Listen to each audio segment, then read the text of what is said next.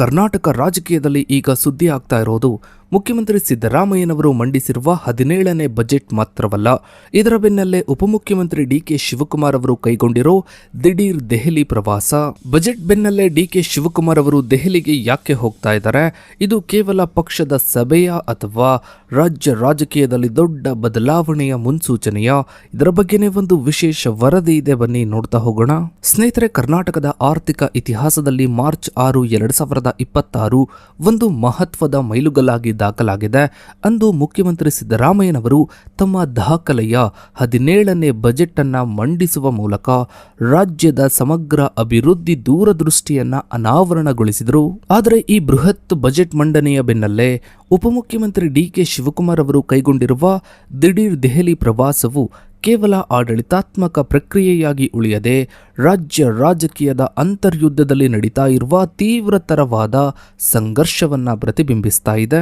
ಸ್ನೇಹಿತರೆ, ಮುಖ್ಯಮಂತ್ರಿ ಸಿದ್ದರಾಮಯ್ಯನವರು ಮಂಡಿಸಿದ 2026-27 ಸಾಲಿನ ಬಜೆಟ್ನ ಒಟ್ಟು ಗಾತ್ರವು 4 ಲಕ್ಷ ಕೋಟಿಗೂ ಅಧಿಕವಾಗಿದ್ದು, ಇದು ರಾಜ್ಯದ ಇತಿಹಾಸದಲ್ಲೇ ಅತಿದೊಡ್ಡ ಬಜೆಟ್ ಆಗಿದೆ. ಈ ಬಜೆಟ್ ಹಿಂದಿನ ವರ್ಷದ ಪರಿಷ್ಕೃತ ಬಜೆಟ್ಗಿಂತ 13.3% ಹೆಚ್ಚಳವನ್ನ ಕಂಡಿದೆ.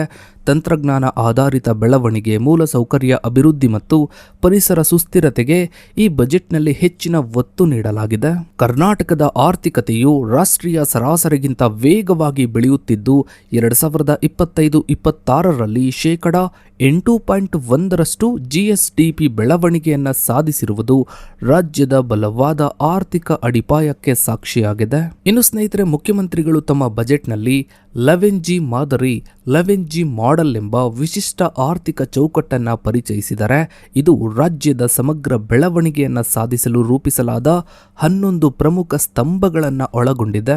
ಇದರಲ್ಲಿ ಗ್ಯಾರಂಟಿ ಆರ್ಥಿಕತೆ, ಉತ್ತಮ ಸಾರ್ವಜನಿಕ ಶಿಕ್ಷಣ, ಎಲ್ಲರಿಗೂ ಉತ್ತಮ ಆರೋಗ್ಯ, ಕೃಷಿ ಮತ್ತು ಗ್ರಾಮೀಣಾಭಿವೃದ್ಧಿ ಆಧಾರಿತ ತಳಮಟ್ಟದ ಆರ್ಥಿಕತೆ, ಉತ್ತಮ ಆಡಳಿತ, ಗೀಗ್ ಆರ್ಥಿಕತೆ, ಪ್ರಾದೇಶಿಕ ಸಮಾನತೆ, ಜಾಗತಿಕ ವ್ಯಾಪಾರ ಆರ್ಥಿಕತೆ, ಪ್ರವಾಸೋದ್ಯಮ ಆಧಾರಿತ ಆರ್ಥಿಕತೆ, ಹಸಿರು ಆರ್ಥಿಕತೆ ಮತ್ತು ತಂತ್ರಜ್ಞಾನ ಆಧಾರಿತ ಆರ್ಥಿಕತೆಗಳು ಸೇರಿವೆ. ಈ ಮಾದರಿಯ ಅಡಿಯಲ್ಲಿ ಶಿಕ್ಷಣ ಕ್ಷೇತ್ರಕ್ಕೆ ವಿಶೇಷ ಆದ್ಯತೆಯನ್ನ ನೀಡಲಾಗಿದ್ದು 15,000 ಶಿಕ್ಷಕರ ಹುದ್ದೆಗಳನ್ನು ಭರ್ತಿ ಮಾಡಲು ನಿರ್ಧರಿಸಲಾಗಿದೆ.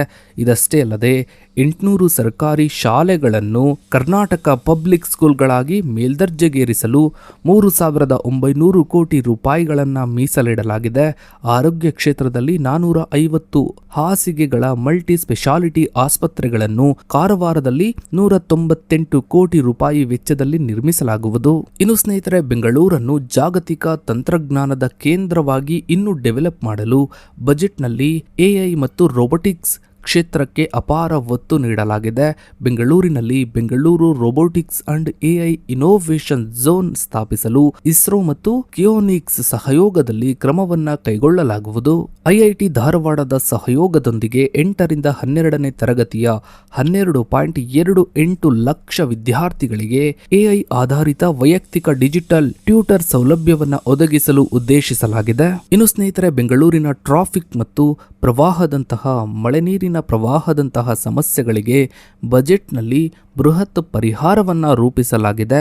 ವಿಶ್ವ ಬ್ಯಾಂಕ್ ನೆರವಿನೊಂದಿಗೆ 5,000 ಕೋಟಿ ರೂಪಾಯಿ ವೆಚ್ಚದಲ್ಲಿ ಕರ್ನಾಟಕ ಜಲಭದ್ರತೆ ಮತ್ತು ಸ್ಥಿತಿಸ್ಥಾಪಕತ್ವ ಕಾರ್ಯಕ್ರಮದಡಿ ಪ್ರವಾಹವನ್ನ ತಡೆಗಟ್ಟುವ ಯೋಜನೆಗಳನ್ನು ಕೈಗೊಳ್ಳಲಾಗುವುದು. ಇನ್ನು ಸ್ನೇಹಿತರೆ, ಕೆಂಪೇಗೌಡ ಅಂತಾರಾಷ್ಟ್ರೀಯ ವಿಮಾನ ನಿಲ್ದಾಣದ ಮೇಲಿನ ಒತ್ತಡವನ್ನ ಕಡಿಮೆ ಮಾಡಲು ಬೆಂಗಳೂರಿಗೆ 2ನೇ ವಿಮಾನ ನಿಲ್ದಾಣ ನಿರ್ಮಿಸಲು ತಾಂತ್ರಿಕ ಕಾರ್ಯಸಾಧ್ಯತಾ ವರದಿಗೆ ಚಾಲನೆಯನ್ನ ನೀಡಲಾಗಿದೆ. ಇನ್ನು 41 ಕಿಲೋಮೀಟರ್ ಹೊಸ ಮೆಟ್ರೋ ಮಾರ್ಗವನ್ನ ಸೇರ್ಪಡೆಗೊಳಿಸಲಾಗುವುದು.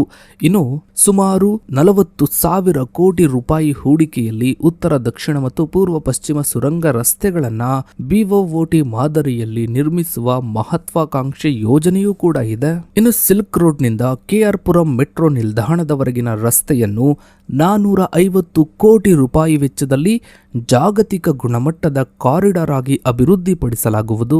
ಇನ್ನು ಸ್ನೇಹಿತರೆ, ಜಲಸಂಪನ್ಮೂಲ ಸಚಿವರು ಕೂಡ ಆಗಿರೋ DK ಶಿವಕುಮಾರ್ ಅವರ ಇಲಾಖೆಗೆ ಸಂಬಂಧಿಸಿದಂತೆ ಬಜೆಟ್ನಲ್ಲಿ ಅತಿ ಹೆಚ್ಚು ಗಮನ ಸೆಳೆಯುವ ಘೋಷಣೆಗಳನ್ನು ಮಾಡಲಾಗಿದೆ.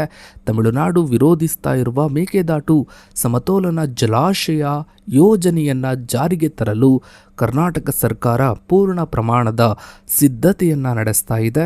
ಸುಪ್ರೀಂ ಕೋರ್ಟ್ನಲ್ಲಿ ತಮಿಳುನಾಡು ಸಲ್ಲಿಸಿದ ಅರ್ಜಿಯನ್ನು ವಜಾಗೊಳಿಸಿರುವುದು ರಾಜ್ಯಕ್ಕೆ ದೊಡ್ಡ ಕಾನೂನುಬದ್ಧ ಗೆಲುವನ್ನ ತಂದುಕೊಟ್ಟಿದೆ ಎಂದು ಸರ್ಕಾರ ಪ್ರತಿಪಾದಿಸಿದೆ. ಇನ್ನು ಇತರೆ ಮಹತ್ವದ ನೀರಾವರಿ ಯೋಜನೆಗಳನ್ನು ಗಮನಿಸಿದರೆ ಮೇಲ್ದಂಡೆ ಕೃಷ್ಣಾ ಯೋಜನೆ, ಮುಳುಗಡೆ ಪ್ರದೇಶದ ಭೂ ಸ್ವಾಧೀನಕ್ಕಾಗಿ ಎಕರೆಗೆ 30 ಲಕ್ಷ ಮತ್ತು 40 ಲಕ್ಷ ಪರಿಹಾರವನ್ನ ನಿಗದಿಪಡಿಸಲಾಗಿದೆ. ಇನ್ನು ಎತ್ತಿನಹೊಳೆ ಯೋಜನೆ, ಈ ಯೋಜನೆಯಡಿ ಕೊರಟಗೆರೆ ತಾಲೂಕಿನ ವಾದೇರಹಳ್ಳಿಯಲ್ಲಿ 1.2 TMC ಸಾಮರ್ಥ್ಯದ ಸಮತೋಲನ ಜಲಾಶಯವನ್ನ ನಿರ್ಮಿಸಲಾಗುವುದು. ಇನ್ನು ಭದ್ರಾ ಮೇಲ್ದಂಡೆ ಯೋಜನೆ, ಕೇಂದ್ರ ಸರ್ಕಾರ ಘೋಷಿಸಿದ್ದ 5,300 ಕೋಟಿ ರೂಪಾಯಿ ಅನುದಾನ ಬಿಡುಗಡೆಯಾಗಿದ್ದರೂ ರಾಜ್ಯ ಸರ್ಕಾರವು ತನ್ನದೇ ಸಂಪನ್ಮೂಲದಿಂದ 11,343 ಕೋಟಿ ರೂಪಾಯಿ ವೆಚ್ಚ ಮಾಡಿದೆ. ಇನ್ನು ತುಂಗಭದ್ರಾ ಜಲಾಶಯದ ಹೂಳು ಸಮಸ್ಯೆ, ಜಲಾಶಯದಲ್ಲಿ ಸಂಗ್ರಹವಾಗಿರುವ ಸುಮಾರು 30 TMC ಹೂಳಿನಿಂದಾಗಿ ಉಂಟಾಗಿರುವ ಸಂಗ್ರಹ ಸಾಮರ್ಥ್ಯದ ಕೊರತೆಯನ್ನ ನೀಗಿಸಲು ಕೊಪ್ಪಳ ಜಿಲ್ಲೆಯ ನವಾಲಿಯಲ್ಲಿ ಸಮತೋಲನ ಜಲಾಶಯವನ್ನು ನಿರ್ಮಿಸುವ ಪ್ರಸ್ತಾವನೆಯೂ ಕೂಡ ಬಜೆಟ್ನಲ್ಲಿ ಉಲ್ಲೇಖವಾಗಿದೆ. ಇನ್ನು ಸ್ನೇಹಿತರೆ, ಬಜೆಟ್ ಮಂಡನೆಯಾದ ಮರುದಿನವೇ ಉಪಮುಖ್ಯಮಂತ್ರಿ DK ಶಿವಕುಮಾರ್ ಅವರು ದೆಹಲಿಗೆ ತೆರಳಿರುವುದು ರಾಜ್ಯ ರಾಜಕೀಯದಲ್ಲಿ ಸಂಚಲನವನ್ನೇ ಮೂಡಿಸಿದೆ. ಈ ಭೇಟಿಯು ಕೇವಲ ಇಲಾಖಾ ಕೆಲಸಗಳಿಗೆ ಸೀಮಿತವಾಗದೆ ಕಾಂಗ್ರೆಸ್ ಹೈಕಮಾಂಡ್ನೊಂದಿಗೆ ನಡೆಸುವ ಮಹತ್ವದ ಮಾತುಕತೆಗಳ ಭಾಗವಾಗಿದೆ. ಉಪಮುಖ್ಯಮಂತ್ರಿಗಳು ದೆಹಲಿಯಲ್ಲಿ ಕೇಂದ್ರ ಜಲಶಕ್ತಿ ಸಚಿವರನ್ನ ಭೇಟಿ ಮಾಡಿ ರಾಜ್ಯದ ಬಾಕಿ ಇರುವ ನೀರಾವರಿ ಯೋಜನೆಗಳಿಗೆ, ವಿಶೇಷವಾಗಿ ಮೇಕೆದಾಟು ಮತ್ತು ಕಳಸ ಬಂಡೂರಿ ಯೋಜನೆಗಳಿಗೆ ತಕ್ಷಣದ ಅರಣ್ಯ ಮತ್ತು ಪರಿಸರ ಅನುಮತಿಯನ್ನ ನೀಡುವಂತೆ ಒತ್ತಾಯಿಸಲಿದ್ದಾರೆ. ಇದಷ್ಟೇ ಅಲ್ಲದೆ ಭದ್ರಾ ಮೇಲ್ದಂಡೆ ಯೋಜನೆಗೆ ಘೋಷಿಸಲಾದ 5,300 ಕೋಟಿ ರೂಪಾಯಿಗಳನ್ನು ಬಿಡುಗಡೆ ಮಾಡುವ ಮನವಿಯನ್ನ ಮಾಡಲಿದ್ದಾರೆ. ಇದರೊಂದಿಗೆ ದೆಹಲಿಯ ಹಿರಿಯ ಕಾನೂನು ತಜ್ಞರೊಂದಿಗೆ ರಾಜ್ಯದ ಜಲ ವಿವಾದಗಳಿಗೆ ಸಂಬಂಧಿಸಿದಂತೆ ಸಮಾಲೋಚನೆ ನಡೆಸಲಿದ್ದಾರೆ. ಇನ್ನು ರಾಜಕೀಯ ವಿಶ್ಲೇಷಕರ ಪ್ರಕಾರ ಈ ಭೇಟಿಯ ಅತ್ಯಂತ ನಿರ್ಣಾಯಕ ಅಂಶವೇನು ಅಂದರೆ ನಾಯಕತ್ವದ ಬದಲಾವಣೆಯ ಕುರಿತಾದ ಚರ್ಚೆ. ಸಿದ್ದರಾಮಯ್ಯ ನೇತೃತ್ವದ ಸರ್ಕಾರವು ನವೆಂಬರ್ 2025ಕ್ಕೇನೆ ತನ್ನ ಅರ್ಧಾವಧಿಯನ್ನು ಪೂರ್ಣಗೊಳಿಸಿರುವುದರಿಂದ ಅಧಿಕಾರ ಹಂಚಿಕೆಯ ಸೂತ್ರದ ಬಗ್ಗೆ DK ಶಿವಕುಮಾರ್ ಬಣ ಹೈಕಮಾಂಡ್ ಮೇಲೆ ಒತ್ತಡವನ್ನ ಹೇರ್ತಾ ಇದೆ. ಮಾರ್ಚ್ 10ಕ್ಕೆ DK ಶಿವಕುಮಾರ್ ಅವರು KPCC ಅಧ್ಯಕ್ಷರಾಗಿ 6 ವರ್ಷಗಳನ್ನು ಪೂರೈಸಲಿದ್ದಾರೆ. ಈ ಸಂದರ್ಭವನ್ನು ಇವರು ತಮ್ಮ ರಾಜಕೀಯ ಭವಿಷ್ಯದ ನಿರ್ಧಾರಕ್ಕೆ ಬಳಸಿಕೊಳ್ಳುವ ಸಾಧ್ಯತೆ ಇದೆ. ಸುಮಾರು 40ರಿಂದ 50 ಜನ ಶಾಸಕರು DK ಶಿವಕುಮಾರ್ ಅವರ ಪರವಾಗಿ ದೆಹಲಿಗೆ ತೆರಳಿ ಹೈಕಮಾಂಡ್ ಮೇಲೆ ಒತ್ತಡವನ್ನ ಹೇರುವ ಸಾಧ್ಯತೆಗಳಿವೆ. ಇನ್ನು ಸಂಪುಟದಲ್ಲಿ ಹೊಸ ಮುಖಗಳಿಗೆ ಅವಕಾಶವನ್ನ ನೀಡಲು 31 ಶಾಸಕರು ಹೈಕಮಾಂಡ್ಗೆ ಪತ್ರವನ್ನ ಬರೆದಿದ್ದಾರೆ. ಇದನ್ನು DK ಶಿವಕುಮಾರ್ ಬಣವು ತಮ್ಮ ಬೆಂಬಲಿಗರನ್ನು ಸಂಪುಟಕ್ಕೆ ಸೇರಿಸಿಕೊಳ್ಳಲು ಬಳಸಿಕೊಳ್ಳುವ ಆತಂಕ ಸಿದ್ದರಾಮಯ್ಯ ಬಣಕ್ಕಿದೆ. ಮಾರ್ಚ್ 10ರಂದು DK ಶಿವಕುಮಾರ್ ಅವರು ಬೆಂಗಳೂರಿನಲ್ಲಿ ಶಾಸಕರಿಗಾಗಿ ಔತಣಕೂಟವನ್ನ ಡಿನ್ನರ್ ಮೀಟಿಂಗ್ ಅನ್ನ ಆಯೋಜಿಸಿದ್ದು, ಇದಕ್ಕೂ ಮುನ್ನ ದೆಹಲಿಯಲ್ಲಿ ಹೈಕಮಾಂಡ್ನಿಂದ ಒಂದು ಸ್ಪಷ್ಟ ಸಂದೇಶವನ್ನ ತರಲು ಇವರು ಬಯಸಿದ್ದಾರೆ. ಒಟ್ಟಾರೆಯಾಗಿ ಬಜೆಟ್ ಮಂಡನೆಯ ಬಳಿಕ ರಾಜ್ಯದಲ್ಲಿ, ಅದರಲ್ಲೂ ಕಾಂಗ್ರೆಸ್ ಪಕ್ಷದಲ್ಲಿ ಅಸಲಿ ರಾಜಕೀಯದಾಟ, ಸಿಎಂ ಕುರ್ಚಿಯ ಆಟ ಶುರುವಾಗುತ್ತೆ ಅನ್ನೋ ಚರ್ಚೆಗಳು ನಡೆದಿತ್ತು. ಮುಂದಿನ ದಿನಗಳಲ್ಲಿ ಏನೆಲ್ಲ ಆಗುತ್ತೆ ಅನ್ನೋದನ್ನ ಕಾದು ನೋಡಬೇಕಿದೆ. ಸೊ ಇದಾಗಿತ್ತು ಸ್ನೇಹಿತರೆ ಇವತ್ತಿನ ಈ ಒಂದು ವಿಡಿಯೋದ ಬಗ್ಗೆ ನಿಮ್ಮ ಅನಿಸಿಕೆ ಅಭಿಪ್ರಾಯಗಳನ್ನು ತಪ್ಪದೇ ಕಮೆಂಟ್ ಸೆಕ್ಷನ್ ಅಲ್ಲಿ ಕಮೆಂಟ್ ಮಾಡಿ. ಹಾಗೆ ವಿಡಿಯೋಗೊಂದು ಲೈಕ್ ಮಾಡ್ತಾ ವಿಡಿಯೋನ ಆದಷ್ಟು ಎಲ್ಲ ಕಡೆ ಶೇರ್ ಮಾಡಿ. ನೀವಿನ್ನು ನಮ್ಮ ಚಾನಲ್ಗೆ ಸಬ್ಸ್ಕ್ರೈಬ್ ಆಗಿಲ್ಲ ಅಂದ್ರೆ ಕೆಳಗಡೆ ಕಾಣ್ತಾ ಇರೋ ಸಬ್ಸ್ಕ್ರೈಬ್ ಬಟನ್ ಕ್ಲಿಕ್ ಮಾಡಿ. ಹಾಗೆ ಪಕ್ಕದಲ್ಲಿ ಕಾಣೋ ಬೆಲ್ ಐಕಾನ್ ಕೂಡ ಕ್ಲಿಕ್ ಮಾಡಿ. ಥ್ಯಾಂಕ್ಸ್.